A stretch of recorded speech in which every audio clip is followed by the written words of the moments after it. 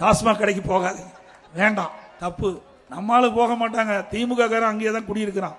அவங்ககிட்ட தான் இந்த காசையே புடுங்குறான். யாரு? திமுக காரன்கிட்டயே காசை புடுங்குற கட்சி திமுக கட்சி. ஒரு நாளைக்கு 1.5 கோடி பாட்டில், அந்த ஒரு பாட்டிலுக்கு 10 ரூபாய்னா 1.5 கோடி ரூபாய் டாஸ்மாக் கடையிலிருந்து மட்டும் திமுக மேலிடத்துக்கு சென்று கொண்டிருப்பதாக தகவல். அதோட மாசத்துக்கு 450 கோடி, கிட்டத்தட்ட வருஷத்துக்கு 5400 கோடி.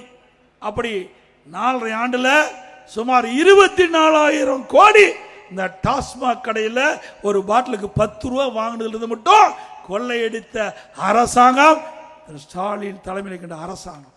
அதுக்கு பிறகு அந்த பார்ல விக்கிறது அது தனி, அது தனியா வாங்கி கள்ள நிதியில விக்கிறாங்க. இது ஒரு வருமானம். ஆக இந்த டாஸ்மாக் நிறுவனத்தின் மூலமாக கடையிலிருந்தும் சரி, பாட்டிலுக்கு 10 ரூபாய் வாங்கலும் சரி, அதோட பார்ல இருந்தும் சரி, சுமார் 50,000 கோடி கொள்ளையடித்த கட்சி திமுக கட்சி, திமுக அரசாங்கம். அதனாலதான் இன்னைக்கு ஈடி டாஸ்மாக் நிறுவனத்தில் பூந்து அதுல 1000 கோடி முறைகேடு நடைபெற்றதாக கண்டுபிடிச்சாங்க.